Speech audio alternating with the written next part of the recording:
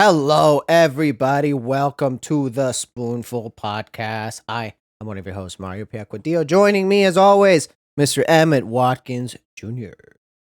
Howdy, howdy. What is cracking, y'all? Oh my God. We're going to talk about this a little bit later. I have been literally, I spent all day watching video game showcases because I'm trying to catch up. Every game is cool. They're hot, dude. All of them. Games are the hotness right now. They really are. They really are. It's a problem where I have less time to play video games than ever before, as we'll also talk about. Yes. Oh my God. I'm so jealous of the people who are like, yeah, I put 125 hours into Tears of the Kingdom, and I'm out here with 45 trying my hardest. I'm trying. I got 15 and I feel good about myself. No, it's tough. It's tough. Sorry to the audience for we technically skipped a week there. As we'll get into, we had a busy weeks, right? Our main topic, as you know, we're going to talk about all the Summer Game Fest one, but we figured we'd catch each other up. You know, this show is part we hang out with you and we hang out with each other too. We kind of just catch up, Emmett and I. So we're gonna do a little bit of that. Emmett, how have you been? I heard something about a rave, a SpongeBob rave. The rave is like a side quest in this main quest of things that I've done. Okay. So last weekend, of course, I'm off every other weekend from work, so I got Thursday to Sunday just free. So last weekend, I have a friend who got married this past weekend, the most recent one. They got married like 2 days ago. So shout out to Nicholas Laredo. I don't know if you're watching this. Got married to Whitney, and now she's Whitney with Laredo now. I was one of the groomsmen. So the weekend before that wedding, we went to Florida. I want to say it was Palm City Beach, right there on the Panhandle. It was a 5-hour drive from where all of us live up here in North Georgia. And it was a lot of fun. We had a lot of fun. We went to the beach, went to the pool, saw The Machine in theaters, that Burt Kreischer comedy. I want to see that movie. It is, if you've seen trailers, it is exactly that movie. Yeah. Do you know a little bit of the story behind that? They showed me the clip of his stand-up talking about that story. So yeah, it's one of those things where I've seen this guy around on TikTok a million times, but didn't know he was big like that. I didn't know he had multiple Netflix specials. So I'm like, he has enough pull to get Mark Hamill to be his dad in this movie. All right, but it was fun, but it was an incredibly stupid movie. Oh yeah, but it was fun, big time, big time. Yeah, kind of had to expect that. But yeah, we saw that in theaters. We saw that at like an outdoor mall where most malls have all these stores and you just walk to them inside. No, this is all outdoors, like close to the water and stuff. Apparently there's some music festival. So when we left the Machine, it was 50,000 people walking to their cars from across the street. So we were just stuck in traffic. Oh, yeah. But yeah, I had some good food. We went to some mini golf as well. Had a lot of fun. But like I said, it was a 5-hour drive. And so we went there. I'm only off between Thursday and Sunday. Thursday morning early, and I work nights. So I got out at like 3 a.m., packed all night, slept for like 2 hours, woke up around 7 a.m. to do this drive, did the entire drive in my car, which, by the way, I didn't realize that this thing was in Florida until like 2 days before we left. Great. Ideal. That's good.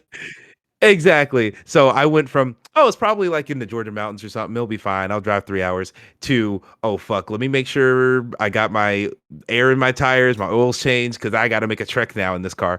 Got there and back fine. But we were there Thursday. We were there Friday. Saturday, I had to be back in time for this rave that started at 9 o'clock. So I had to leave to give me myself enough time. Also, time change. There's like an hour difference. We were right there on the borderline. So I had to leave like, I don't know, 12 o'clock, 1 o'clock. And I did make it there at 8 o'clock, but I was booking it during that trip back. I was cutting the time in half. I started the trip and it was like, you're going to get there at 8:13. I got there at 8 o'clock. Ooh, let's go. Let's go. So yeah. And I stopped for gas and everything on the way. So like, I was really going through winning.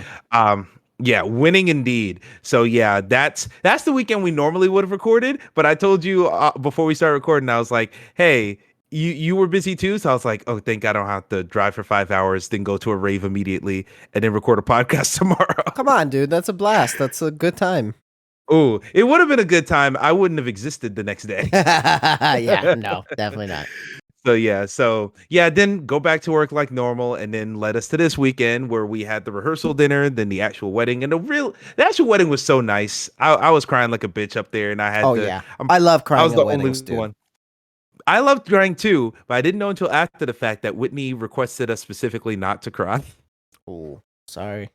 My bad, Whitney. And no, none of the other dudes were crying during the actual ceremony. But my dumbass, like, the vows were still being read. They haven't even pronounced them yet. And I'm over here like taking the little napkin out. Oh, it I was went to a bad. wedding last year where Mhm. I was meeting, like, then and there I met the people that were getting married because I'm Mm, going in as a +1 to Jimena, and it's a side of the family that I hadn't met. And by understood. by the speeches, I'm crying. I don't know these people, but I'm crying because it's an emotional time, man. You know? Yeah, it'd be like that. It really do be like that. You probably had the experience that Gabby had as my +1 going to this wedding. Yeah, fuck yeah. So, I get it, Gabby. You and me are on the same boat here. Mhm. Yeah, indeed. In fact, she was probably she not a Twilight Zone moment. It's one of those gratifying things where like this is me bringing her into my world a little bit, all my friends and all my people, and it was nice seeing like people that I have not seen since high school. And she has a very recent experience of me, and these people who knew me a decade ago, and they're like, "Oh, has Emmett always been this idiot? Oh yeah, he has been. He's Okay, always good to been know. like Good this." to trace it Yeah. back. Yeah, yeah, Exactly. cool, cool. So that was very gratifying in a certain way. But yeah, it was beautiful. They had black. She had on a black dress. He had on a black suit. They were really killing it. My Nicholas was looking like fucking John Wick in his Yeah, suit. dude. Yeah, it was very nice and beautiful ceremony. Everybody got to dance. Everybody did their speeches and all that. We walked out to the International Players Club song by UGK featuring Outkast. So Hell I was yeah. very happy to that. Yeah, good time overall. I'm exhausted now though. Yeah, dude. I bet. I bet. Yeah, it's just been because I actually took off 2 days from work to go to the rehearsal and the wedding. And so bookmarked between both of those days was a full shift of work at night. And then I came back from a shift last night at fucking 4 a.m. because things went wrong during the weekend while I was gone. So I had to pick up the pieces with them. But it's a whole thing. But it was a lot of fun. But let's see if you had more fun at your thing because I know you were up to some shenanigans as well. Yeah, I got jealous that you got to have an episode where you took a trip to LA and you had some fun shenanigans. So I just copied your ass. So I guess I gotta find. I am in Florida already, so I just gotta find a wedding and a rave to go to. Maybe I'll go There you go. to a Fairly Odd Parents rave or something. I was actually making jokes. I was like, they should play Shiny Teeth and Me here because it's close enough, Let's you know? go, man. Come on, dude. I'd pop off with that. That'd be great. Yeah. Yeah, no, shout out to the homie, friend of the show, friend for life, the absolute homie, Andrew Francis, previously known as King Franchise 88. Also, I guess on Hell Twitch, that's yeah. still his name. Yeah, dude. If you know anything about him, you know anything about me. You know we're both huge baseball nerds. I'm a big Yankee nerd. He's a big Dodgers nerd, and the Dodgers and the Yankees were playing in LA. So he hit me up a few months ago. He's like, "Hey, dude, this is happening. I can get us tickets. Do you want to come?" And it was one of those where I'm like, you know what, man? Fuck it. How many chances do I get to do this? I was telling him when I saw him, it's the first time since Kind of Funny Prom that I like do anything with any of my internet friends. It's been that long. Mm, So it was a real blast to catch up. I hadn't seen him since prom, so it'd been like what, fucking 5 years? Close to 5 years at yeah. this point. Just insane. And yeah, dude, we had a blast. He obviously lives in LA, so he picked me up. I landed the day of the game. It was a really good game. The Yankees won, which he's not happy about, but I am. Hell Worked yeah for out you. worked out beautifully for me. And then we were debating for the next day whether or not to do the other game because the Yankees were playing a series. So either we would see the series finisher or we could do something else, right? And we were discussing it. And if you know something else about Andrew, he's one of them Disney kids. He's one of them Disney adults. So Hmm. he's like, "Do you want Yes, to go to indeed. Disneyland?" And I was like, "You know what, dude? Let's fucking go to Disneyland." I've never been to Disneyland. I've been to Disney World a few times. Florida boy, and you're a Georgia Yep. boy, so I'm assuming you're in the same boat. Absolutely. Been to both, but Florida is the one. Florida's the one, Florida's the one. right? That's the one you go to, because why would I go to Disneyland if I got Disney World 3 hours away? So, Bingo. and he lives, I'm not like giving off locations or anything, but he lives fairly close to Disney World, to Disneyland. And 463 Alameda Street. And this is his address. This is his social security number. No, we're not doxing. Please. We're not doxing Andrew.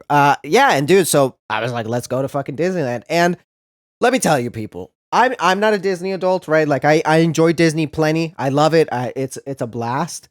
If you have a Disney adult, a Disney person in your life, fucking go to Disney with them, because they are on it, dude. Like the level of proficiency that they have to navigate these places is incredible. It's stunning. It's like you can tell a lot of work and a lot of effort has gone into it. And he was my Sherpa the whole way. I was just following him behind like a little kid.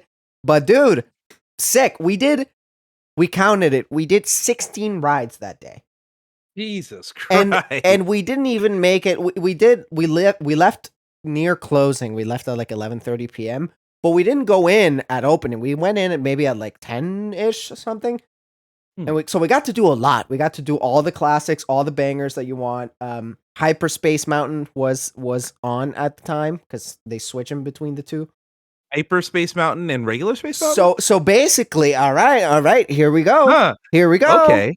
I'm aware of one of these. There is Space Mountain, right? You know Space Mountain. And every year, every May, and then for a little bit after, from May the 4th, they rejiggle it to be Hyperspace Mountain. So it's the same ride, but you got Star Wars music playing, you got Star Wars visuals going on. When you take off, it's like it's hyperspace. Like, it's sick. It's fucking sick.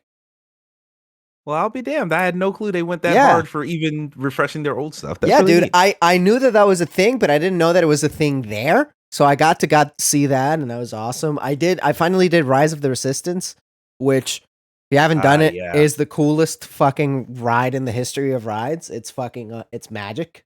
It's straight up magic. It's incredible. And yeah, dude, Disneyland was a blast. I ate 2 churros. And that's it?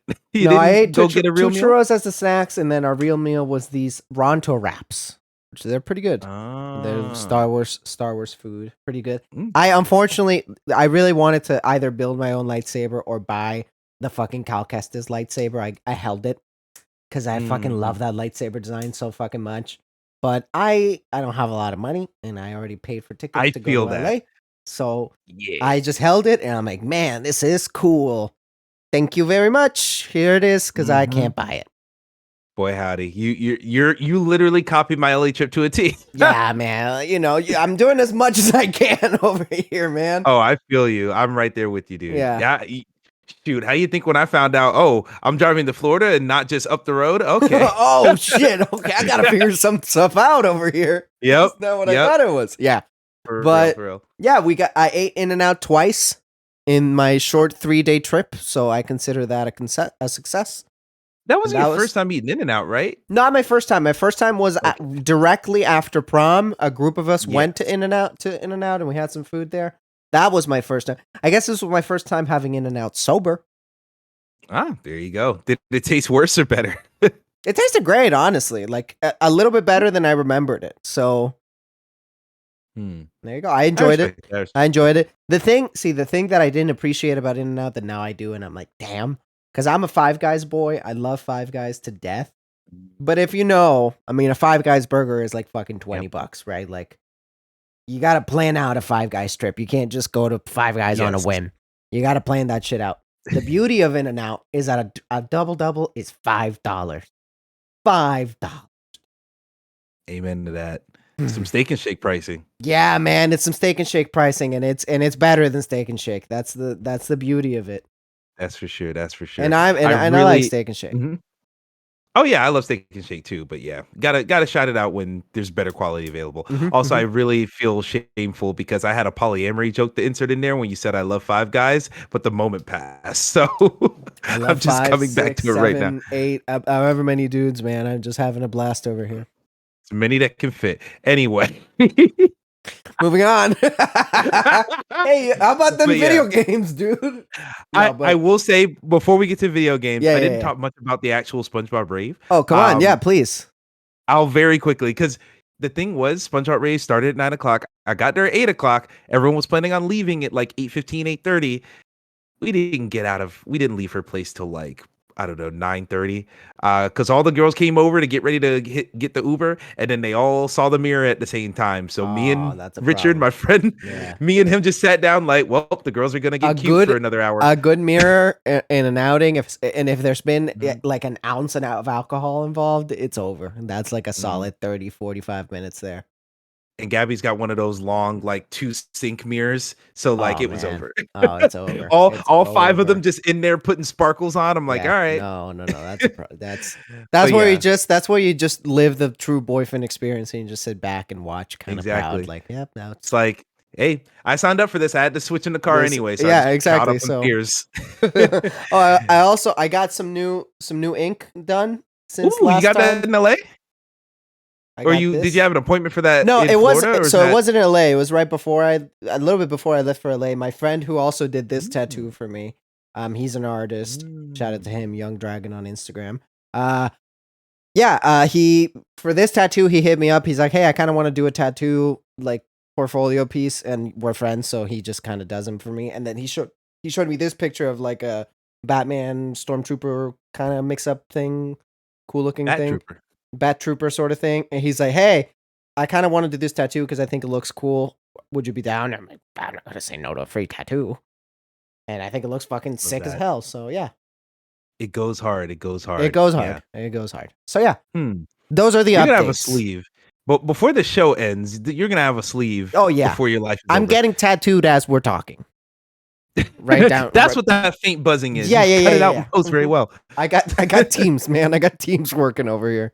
Exactly, exactly. But yeah, we eventually did get to the rave. Rave was like until midnight, so we were only there for about 2 hours. But it was nice, dude. Everyone was dressed up. We had some mermaid men, we had some barnacle boys, we had some doodle bobs. Oh We hell had a lot yeah, of we had a lot of deep cut characters. I had one or two Larry the Lobsters. We had one nice. dude was the my leg guy, Fred.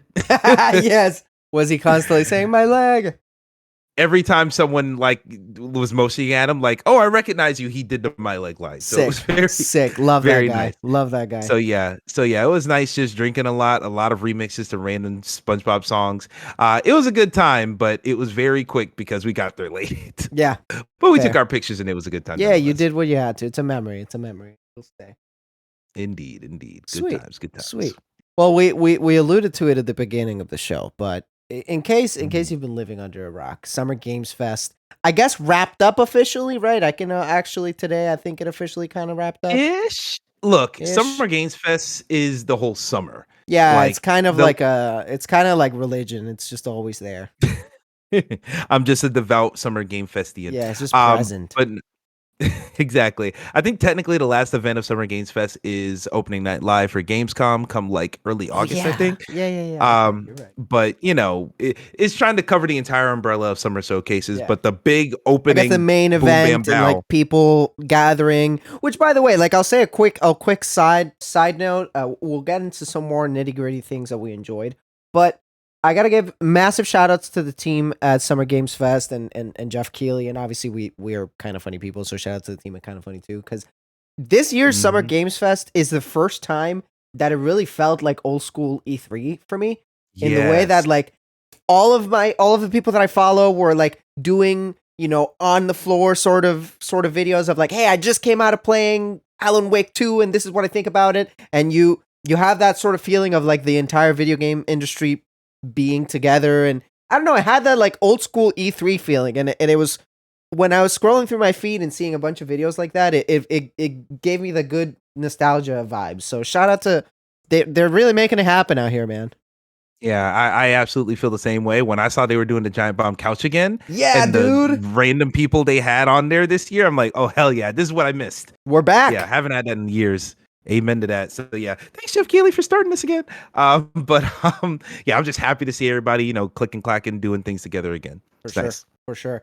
But yeah, I kind of just wanted to, we're not we're not your traditional video game news covers, so we're not gonna like give you the whole breakdown. Let's break down all the trailers. But I just kind of Frame by just wanted frame. to, yeah, frame by frame, right? I just kind of wanted to shoot the shit about Summer Games Fest because honestly, it's been sick, dude. Like the conference have been great, except for the Capcom one, which I didn't watch. But come on, if you thought the Capcom one was gonna be good, what the hell are you thinking? There was some. I didn't watch it. There are some interesting things that Yeah, I would be cool to talk about from Capcom because they got some cool games coming we out can and a talk lot of about it. stuff is Yeah, we can cool. talk. I think that the show itself, from at least Oh from yeah, what I gather, wasn't the most entertaining. I But got a late lunch during it. yeah, I mean, but it's what is the most interesting to me, and what I appreciate the most about this Summer Games Fest. What I said is the vibe of the show as a whole and the show floor is very old school E3, which I really appreciate. The main Keeley show itself, I think, was the best of the Keeley Summer Games Fest shows. I still think it teeters slightly long, right? Like if you could nix like 20 minutes, it'd be beautiful. But when you compare it to last year's was like a dud for a while. This year Yeah. was pretty entertaining, and it's like almost 2 hour long show. That was super fun, and what really stuck out to me is it's the first time in a while, like a Mm. while, like a couple generations, a while, where Xbox by far had the best show, and Oh, certainly. PlayStation probably had the worst show. Mm-hmm. Even though I'm PlayStation right. isn't officially part of Summer Games Fest, whatever. But like, it's the first time in like 10 years I can think of that happened. Probably the first time since like early PS3. Yeah, like it's the first Like time in that's a what it feels really like. long time that Xbox just fucking knocked it out of the park. 10 out of 10 show, and PlayStation total fucking dud of a show. Mm-hmm. And it's crazy that that's even possible, Yeah, considering dude. like the way I've been thinking about it, and I'll probably say this again in the next podcast. I'm recording a couple hours after this when we do Players Club. Eh. Um, but a lot of it feels like PlayStation has the most exciting present. Xbox has the most exciting future. Dude, yeah. And when you talk about a showcase where it is about looking forward, it is about what's about to happen, you can't doubt that Xbox just has so many cool things like that. That what's that clock? Is it Clockwork Revolution? I think it's Clockwork called. Revolution. That game looks sick, Oh dude. yeah, In Exile. Like they only have ever made like what top-down strategy games and all this other stuff. Now they're making a full-on first-person shooter, and it just looks like BioShock and Time Shift made a baby. Like Yeah. I want that. I want that so bad. And that's the thing that's really cool where I feel like with PlayStation, a lot of their showcases depend on, or a lot of showcases in general will depend on, hey, here's this big name you've seen before. Here's The Last of Us Part 2. Here's Spider-Man 2. Here's a sequel to something, or here's your Star Wars or whatever. It's so cool that Xbox is like, here are these original IPs, and you know nothing about them except the cool aesthetic vibe of it, Yeah. or the cool cast, or just the tone. All that stuff is exciting as well. And I'm glad that they're leaning into that and letting folks do these completely original franchises Yeah, because man. I think that's gonna once those franchises hit and everyone likes them, then now you have an own original thing to yourself that's like because Gears of War we got Gear 6 that had to start or we're gonna That get kind Gear of 6 at some that's kind of running dry, right? Like it's the Mhm. thing that has been a thing for Xbox for so long, right? Is that Xbox, obviously the Xbox One era was like a big flop in pretty much every way that you can think of, but ever since Phil Spencer took over, you've been seeing like these small increments of things getting better for Xbox, and obviously Game Pass is a huge deal, right? And I love Game Pass. It's like my favorite thing. It's the best thing to happen to the video game industry in years, I believe. And Hell, he's- but the yeah. thing is, like, even with Game Pass being a thing for a lot of the last Xbox conferences, it was like, okay, but where are the games, right? And it was promises of games that weren't coming out, or it was just Halo and Gears. And it's, like there's only so much those can do. Like at some point that gets a little old. And you look at PlayStation, right? And we go back to why PlayStation has been so successful is because they're not just doing Twisted Metal and God of War, right? And the thing is, they did do God of War, but they totally fucking reinvented that franchise, and then they made it something exciting, and that was the smart thing of PlayStation. But Xbox just wasn't delivering on the games for forever. And this is the first time where every game they showed was cool. Every game they showed was either a 2023 or 2024 game. They every single thing had a draw on. And the thing that is so fucking awesome about Xbox is that every game ended with the same words: "Play it day one with Xbox Game Pass." And how fucking awesome is that? Like, everything you watched, you pay $15 a month, you get the fucking game. That's the hardest thing. That's the craziest thing about it, because no matter what PlayStation's going to show, you know that that's going to be a full upfront cost. Full frontal nudity game. Exactly. Yeah. Oh, Concord. Oh, we're putting. Never mind. Anyway, I mean, Yakuza, right? Like they did that. They were all actually, about that. that's a great point. And you're not even. And that's the thing with Xbox. Like, you're seeing all those games in the showcase, and they're all gonna just be on Game Pass day one. And it's like, okay, I don't have to pay for any of this. This is all. This awesome. isn't.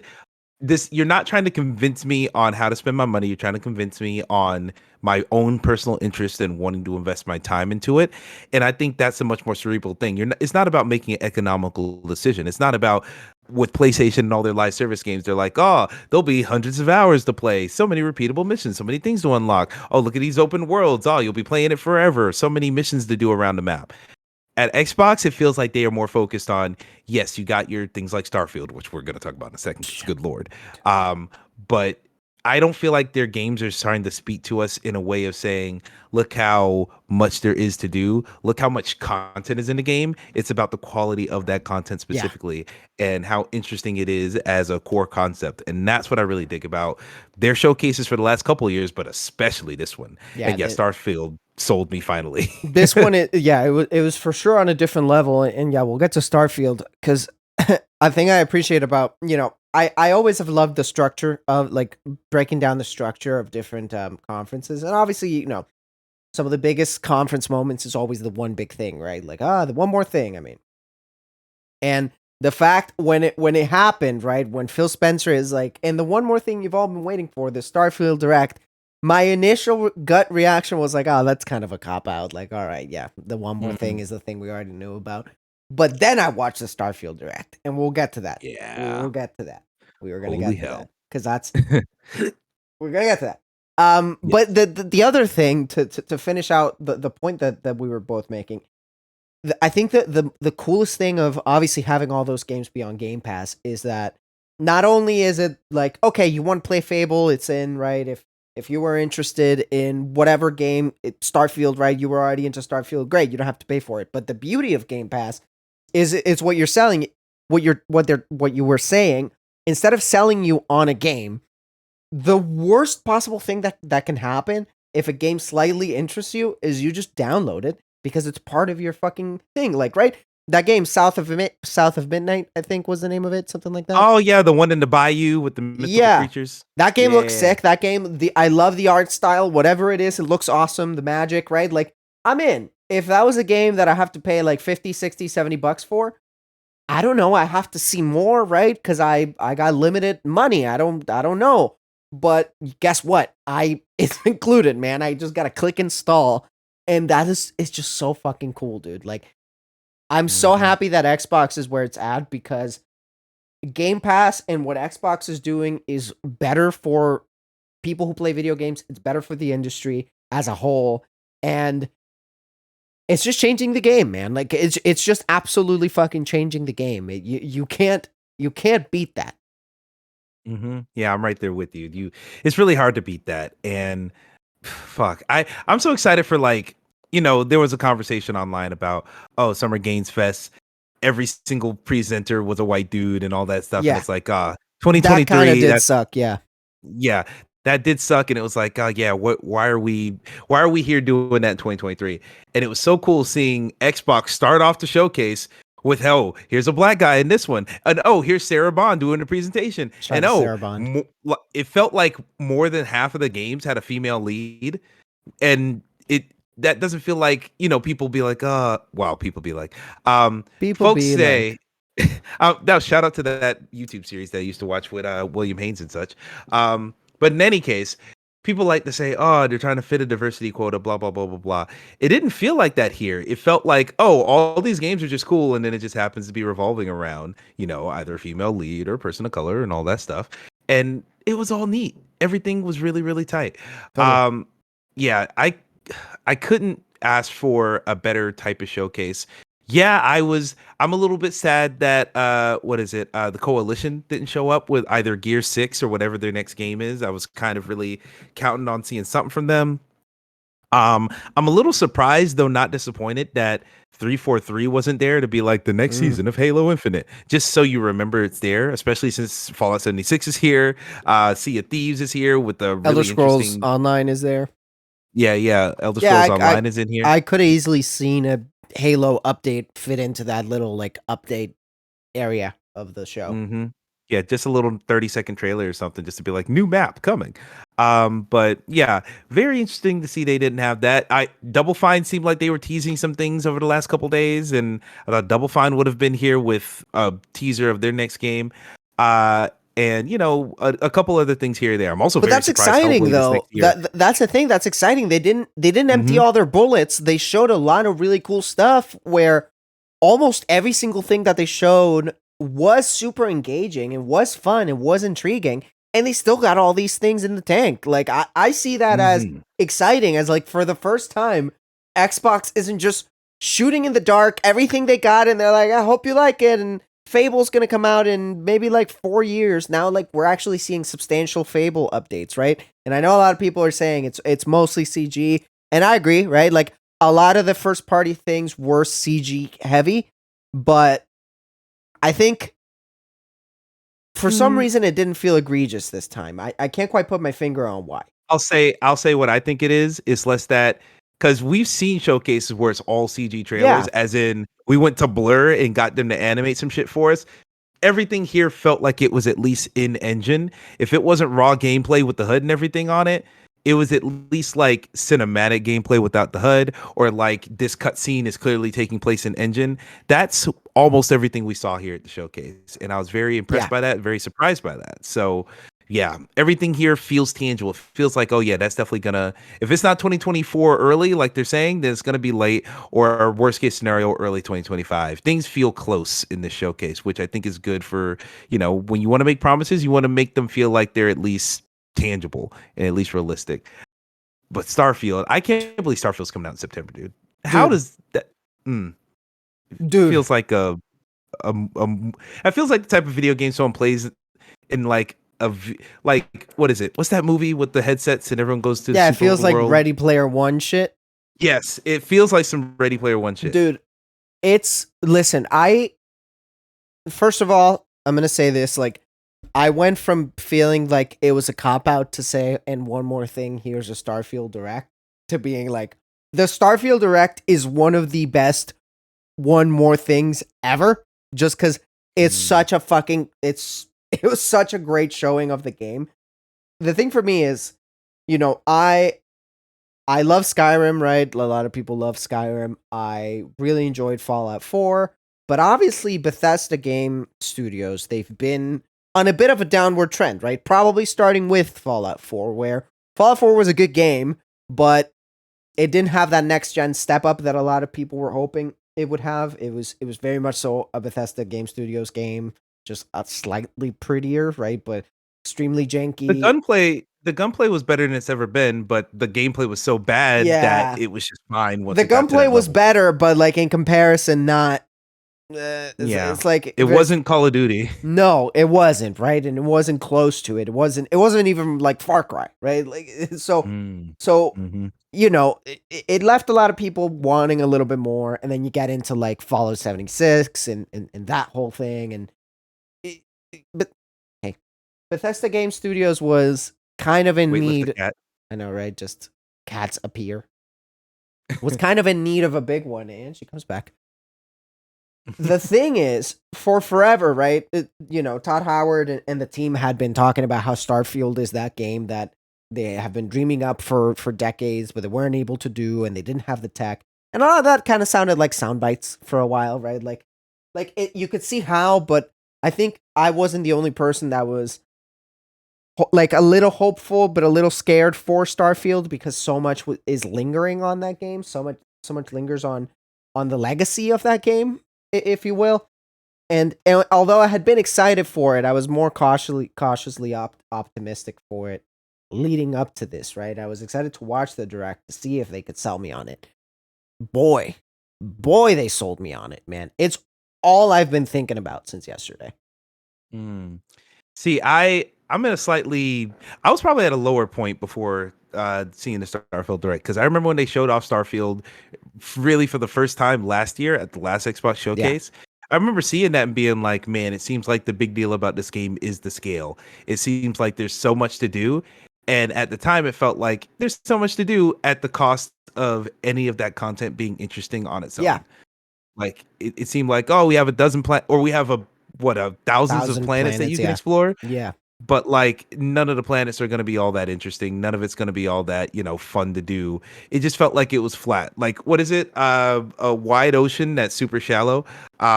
That's what it felt like it was going to be. So It my mind has been turned off on the game for a I think it while until reeked of like No Mhm. Man's Sky post, No Man's Sky popping off and becoming a great game, right? Like it Mhm. because a lot of the talking points were so similar. Like you gotta assume when No Man's Sky was coming out, if they were already cooking up Starfield, which it sounds like they were, they must have been like, fuck, shit, fuck, Yeah. shit, fuck. Oh fuck, we can't do that. We can't talk like that. But But then here and that they presentation did, they talk right? like that. And that's the scary thing. They did talk like that. And I agree with you. That first showing was like, okay, but is it like fun? Is any of this fun or it's just big for the sake of being big? And that's why whoever thought of the idea of doing a show that was exclusively just for Starfield, that was almost an hour long, really, really getting down into the nitty gritty of it, great call. Because that a game Mhm.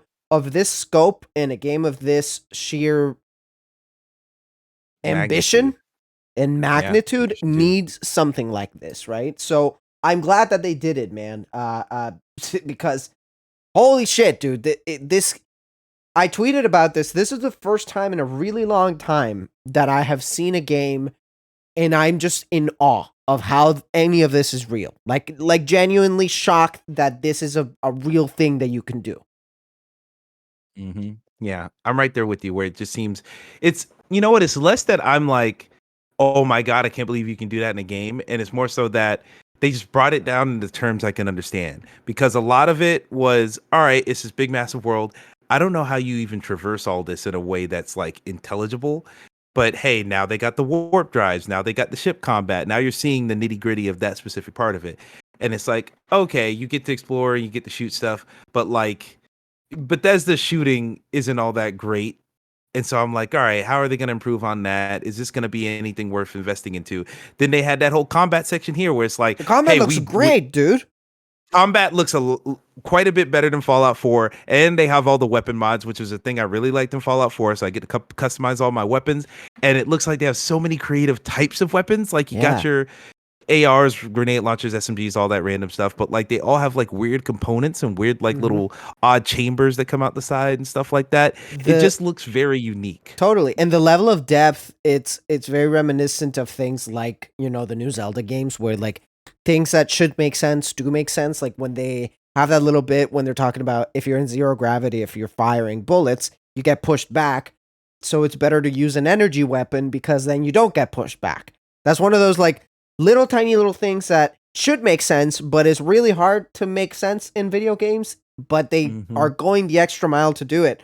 And I saw a thread on Twitter talking about how impressive it is that if you watch the direct, you know how that that funny lady who has the bit about being a pirate and stealing people's sandwiches. Yep. Um, she has that like little moment where she's like, "Yeah, and this is my stash where I keep all the sandwiches."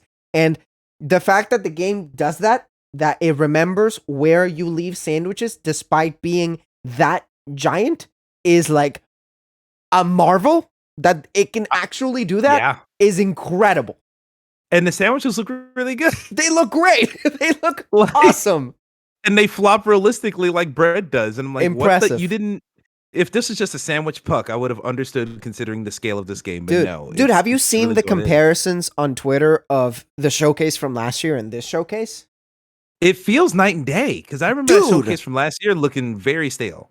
Dude, like, even the when they were showing that that like little outer space sort of market thing, that market was also in last year's showcase, and I saw a side by side of it.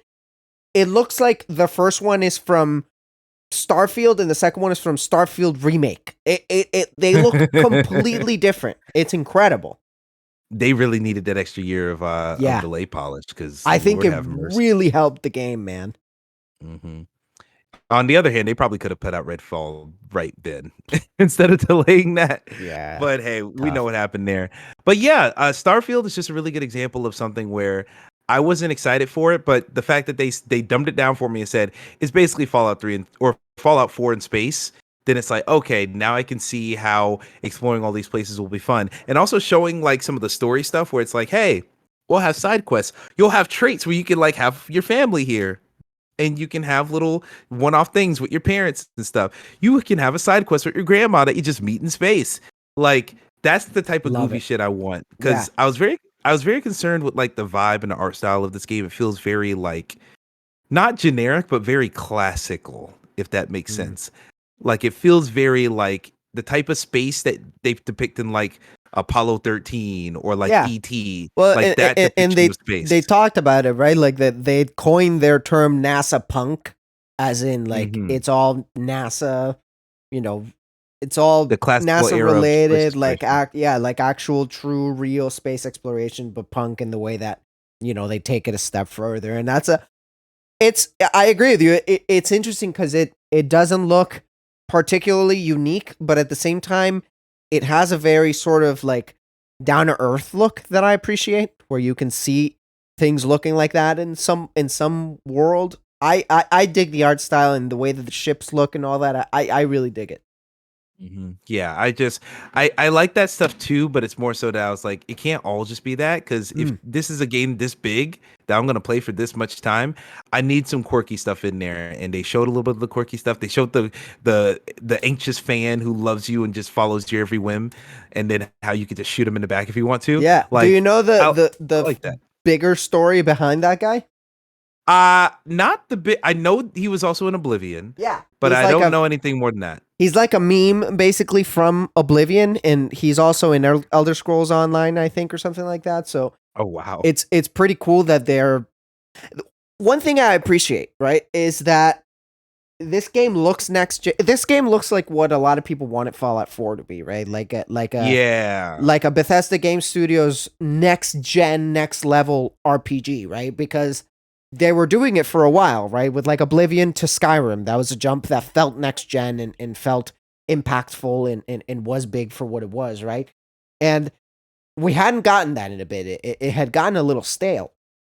The thing I appreciate is that if you're a fan of Bethesda Game Studios games, they still have those like core things that you're like, oh man, this is a Bethesda game. Because like the thing I love that I'm so happy that stayed, just because it's so quirky and it's so unique and it's so them, is the fact that like it's this incredible next generation game where you can explore 1,000 planets and you can customize your weapons to the tiniest detail and create ships to whatever your imagination holds no bounds, and all these incredible technical marvels and feats. And when you talk to a motherfucker, an NPC, the camera still zooms into their face and zooms into their face. And I'm like, I fucking love that, dude. Let's go. Yes. Yeah. That's an upgrade from Fallout 4, if you ask me, because Fallout 4, I can't tell you how many times talking to someone and like a suicider just comes in and blows up your speech. Yeah. It's like, damn it. Oh, shit. So that's absolutely an upgrade. I can't wait to see. The game looks sick. The game looks really impressive. I'm glad with Game Pass, there's no worry of like taking a chance on it. I just play it to see if I like it, to see if I'm going to get into it, because like I said, I was not sold on this game. I was like, oh, it's too big, whatever. Now I can actually see myself enjoying the moment to moment exploration. Maybe the dogfights a little bit, but like the base building still scares me. The ship building still scares me. Shout out to them including a top down view for the base building. Like I love that they did that. Needed, necessary stuff. I think people probably modded that into Fallout 4 within a year of its release. Yeah, definitely good for that. But they got another one on their hands. I'm very excited to play this now. Where I wasn't excited to play it, I was more interested to see how it would turn out. Now I actually want to get my hands on the sticks, and I will be doing so in like what 3-4 months. Yeah, dude, I've been thinking about it nonstop. Like genuinely, when I was watching it yesterday, Jimena kept being like, "What?" Because I kept going like, "Oh my god, like I can't believe this is real." It just feels like a perfect modern Bethesda game because I think about Bethesda games, and I'm not the biggest like Bethesda game person, right? But I played Skyrim, and I really dug Skyrim, and I played Fallout 4, and I dug it enough, right? But the thing that feels really really special, and it reminds me of Skyrim because I have more of an affinity to Skyrim, is that people who are really into Bethesda games play those games like forever. Like they're single player games, True. but they're those games that people sink hundreds and hundreds and hundreds and hundreds of hours into, and go off on their own side little things, and spend 150 hours doing this one weird little fucking thing that they want to do, and the games are open for that, right? But if this game was like Fallout 4 again, right? Like it doesn't feel as organic, whereas this game genuinely feels like a game that you could play like forever. And obviously we don't have it, so we don't know. Maybe it's not like that, but at least what it looks like is it looks like a game that you could play for as long as you fucking want, man. Like You it could looks probably play nuts. this game. You could probably get away playing this game, especially if you're on PC and you're modding stuff after all the DLC's done. Play it until Elder Scrolls 6. For Easily. sure. Oh yeah, you could Mhm. make you play this game strict. Yeah, I agree with you. I totally agree with you. And that's exciting. That's what a Bethesda game should be in this modern world. And the last thing I want to say about Starfield, just because it's been going around a lot, is the quote unquote controversy that Phil Spencer announced that the game is going to be locked at 30 frames per second on Mm. console. For Xbox Series X, it's 4K. For Series S is 1440p. The two quick things I want to say about that is one, somebody else in Xbox, I don't remember who it was, and I'm sorry, came out with a quote, a pretty ballsy quote, especially us all knowing Bethesda games and their usual bug filled and jankiness and all that. They said that if Starfield were to release today, it would be the least buggy Bethesda Game Studios game to ever come out. And it was Mm. some big head at Xbox. I'm forgetting who it was right now, but I bet that was Aaron Greenberg. I feel like I saw that somewhere. yeah, it may It have might be been. him. It may have been Aaron. It's somebody of that level, right? It's somebody who's Mhm. respected and known, and that's a pretty bold statement. And if it wasn't true, I don't think you would come out and say that because you are opening yourself up for really getting screwed. So I'm hoping that's true. Obviously, the team still has some more time to iron out kinks, but that's exciting and that's hopeful. And then the other thing is, it is a bit of a bummer that it's locked at 30 frames, especially considering that the combat looks a lot more fluid, and 60 frames could probably benefit. But I'm at the same time, I'm not shocked that a game of that Mhm. scope isn't running at 60 frames per second on a Yeah. console. It's unfortunate, but it's not shocking. I kind of expected it to be super honest with you. I'm lucky enough that I have a PC and PC Game Pass is a thing, so I'm gonna have it on my PC. Hopefully that runs good. But yeah, I don't know if you have anything to add to the whole 30 frames per second bit. Nah, I'll say that I played Fallout 4 on PlayStation 4 and enjoyed it at 30 frames when it released. Years later, I came back on PC with mods and had a way better time with it. I think it's a shame that unless this runs super well on PC, which I don't know if I'm gonna get 60 frames on this game on my PC, I gotta be honest. Or God forbid, if it runs well enough to play on Steam Deck, is that even gonna be a viable option? Man, It will be releasing on Steam. Yeah, that's what I'm a little worried about. But I don't mind it too much that it's at 30 frames. It is a little bit disappointing because the combat looks so good, yeah, but it looks so sharp. Like the visual fidelity, they are dropping 60 frames for a reason. They are trying to totally. make all of the environments look as sharp as possible, make everything look as filmic and pristine as Yeah, possible. I and really appreciate that. So I don't think I'll miss it too much. Not in this case. totally. And another a couple other things to point out is they spent a decent amount of time talking about global illumination. That's basically ray tracing. And that takes a lot Mhm. of computing power to run that. And it seems like that's the default. Like it seems like it's not something that you can mess around Turn with. It off. seems like global illumination is what they're doing for this game, which is ray tracing light. And the unfortunate thing, and I think a lot of people probably sort of didn't realize this from the beginning of this current generation, because 60 frames per second kind of became the default, right? Like Mhm. these current consoles are powerful enough to run 60 frames per second, but I actually do think that's going to regress a fair bit. Um Especially if you're planning on running games at 4K. Modern games and modern consoles are like the power needed to run these games. Modern consoles are just not going to stack up until the inevitable Pro, like PS5 Pro, Xbox Series X Pro sort of Yeah, that's console true. upgrades.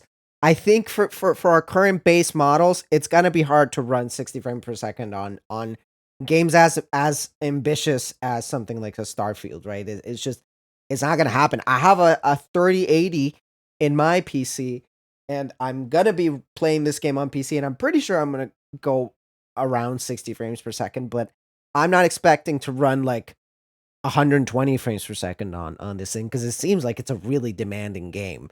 And obviously Bethesda, traditionally they're really good about porting their games to PC. They're a PC company first, or at least they used to be. So I'm expecting it to run pretty well, but a 3080 is much more powerful than anything that's in a PS5 or an Xbox Series X. And I think I'm gonna like if I'm running at 4K, I think I'm barely gonna get to 60 frames, or I'm gonna be right at 60 frames. So it's unfortunately not very Mm. realistic for a PS5 or a Series X to do that. Hmm.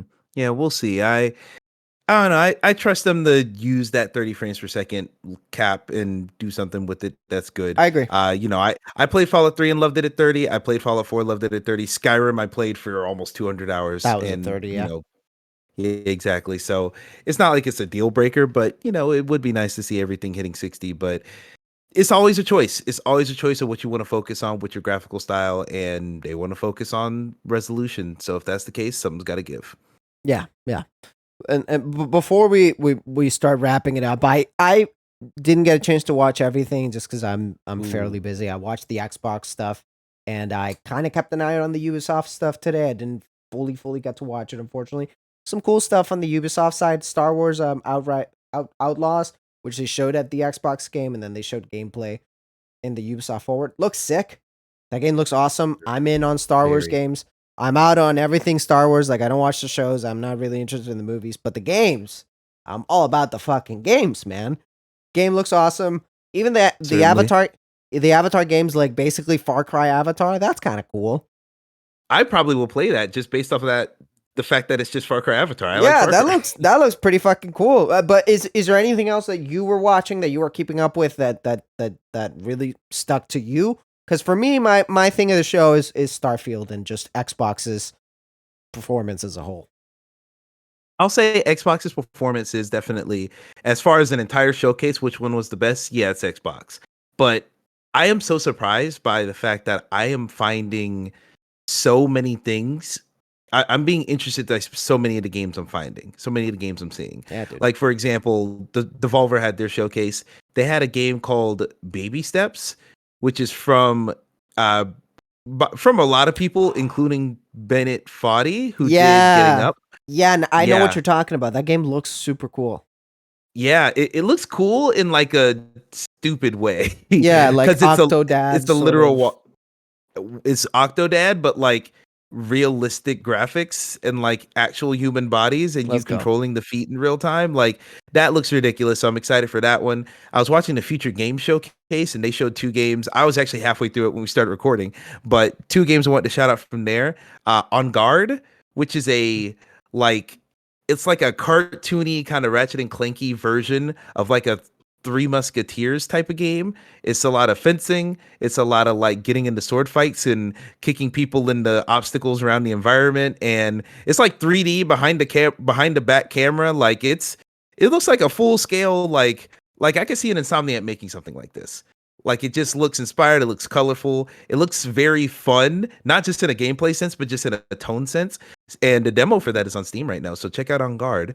The spelled the I guess Spanish way, not on guard, just on God.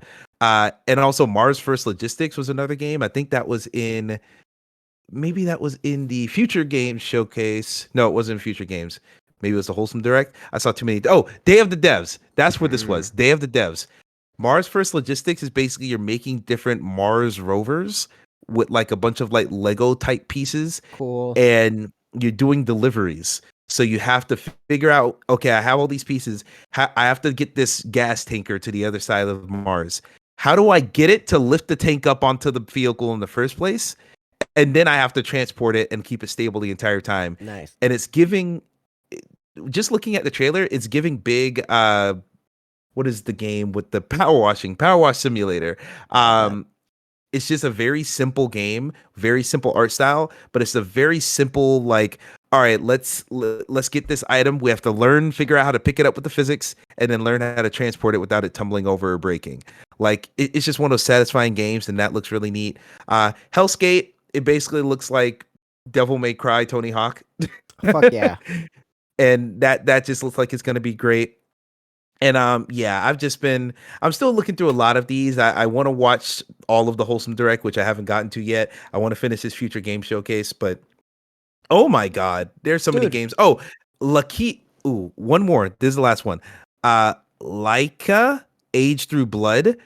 They called it in the showcase, the Future Game Showcase, a Motorvania, because you're riding a motorcycle, you have a gun, and you are blocking bullets with your motorcycle and then rotating the cycle so you can get your shot off on the other side. Fuck yeah, and it's dude. like, it looks super sick, and it's super stylized too. You think a game like that looks like gritty, My Name is Pedro, super violent, whatever. No, it's like cartoon animals riding motorcycles and shit. It's really fucking neat. I love that. Yeah, it's that's what I'm most impressed by this whole Summer Games Fest showcase season in general, where yes, you have your Starfields, yes, you have your Xbox showcases, your Ubisoft Connects, which Ubisoft showed a lot of cool shit too as well.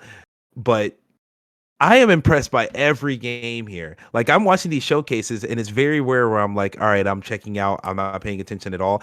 Even the City Skylines 2 trailer for the Xbox showcase, that was a fucking hype. great trailer. Yeah. I was like, this trailer is incredible. I'm never playing this game, but what a fucking entertaining trailer. Everyone's just doing a good job. I feel like everyone's figured out how to do these showcases, how to make a pop, how to show off their game in a way that's most appealing. So shout out to everyone, indies, AA, AAA.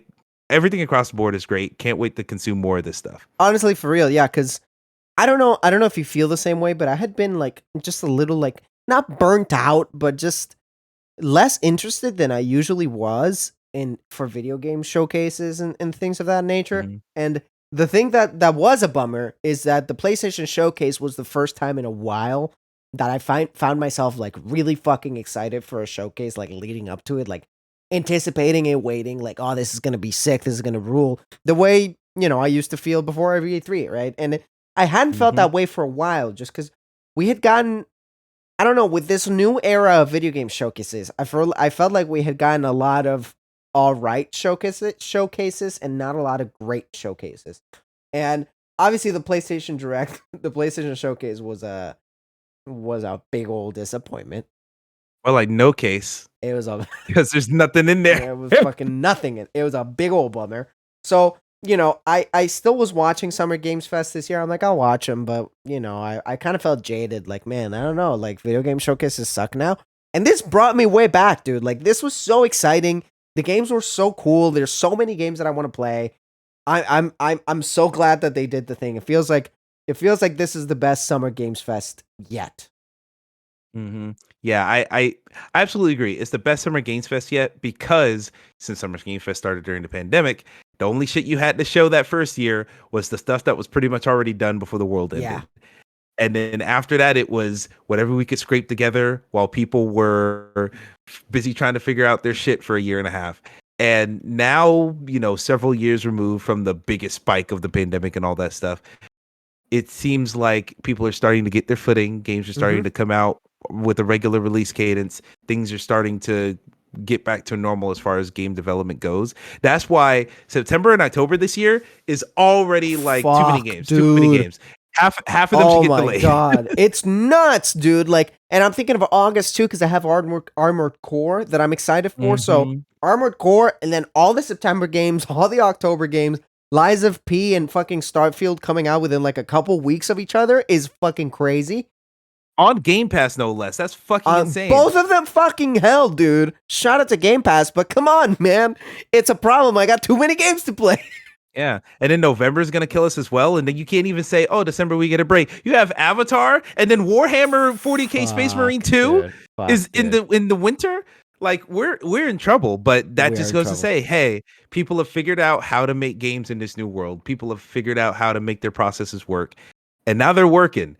And I'm so glad to have Full all these steam. games, but god damn, it's just gonna Goddamn. be it's gonna be a lot of I'll have to play that later, but it's also that also means it's gonna be a lot of it's on the Humble Monthly bundle. Oh, it's on Game Pass. Oh, it's on PlayStation Plus. Like a lot of these games we're missing will end up in a place where For we can sure. play them for a more accessible price. For sure. Yeah, dude, it's exciting. I can't wait to keep this up and play all these fucking cool ass games. I started the Lies of P demo and I deleted it after 20 minutes because it's so fucking good and I just want to play the whole thing when it comes out. Ooh.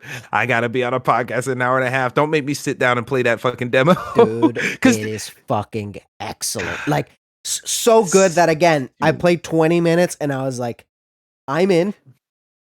And I'm speaking in. of another thing that I'm also very in for that I haven't even played the demo yet, but they announced it there in their showcase.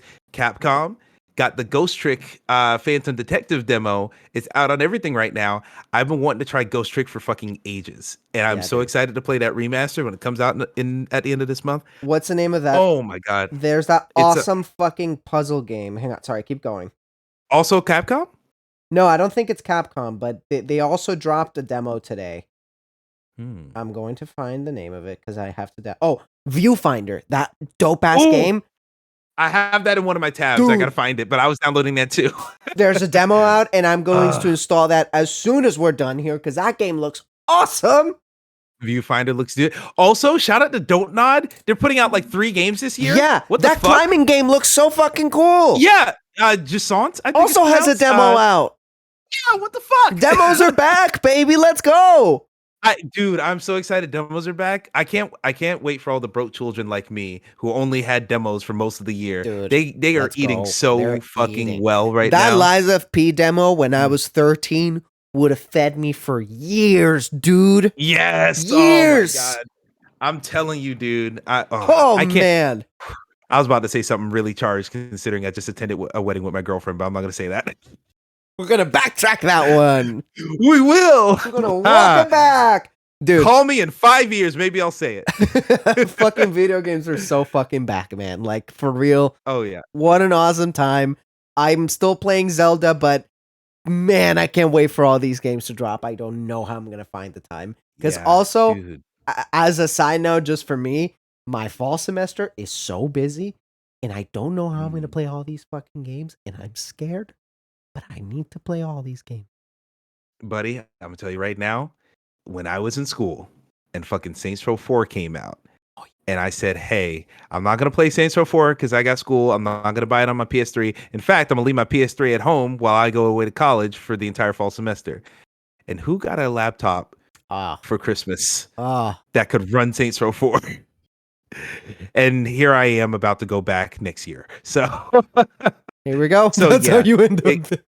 Yep, that's how it ends up. So choose one or two, leave the rest for the future. That's all I'm going to tell you. That's my recommendation. But together we'll get through all of it. Whatever you don't play, I will probably also not play because I'm just like busy, man. It's hard. It's hard playing all these games. It's tough. Mm-hmm. And having a personal life and doing your chores and going to work, it's a lot. It's a lot. It's a lot. But in the meantime, everybody at home, let us know, what are you excited about from Summer Games Fest? There's a lot of really cool stuff out there. Are you also just licking your chops at that Starfield Direct like I am? I don't know. Just let us know in the bottom. Yeah, and tell me if there's a showcase specifically that I need to like look at that I haven't thought of. I'm trying to finish a future game show, want to do the Wholesome Direct. If there's anything else out there, I know there's a million and one of them. let me know. At EJSpun61, tweet at me and let me know what's popping off. You know where he's at? I am at Mario Not Bros. Shout out to you all. We will see you the next time. Peace out.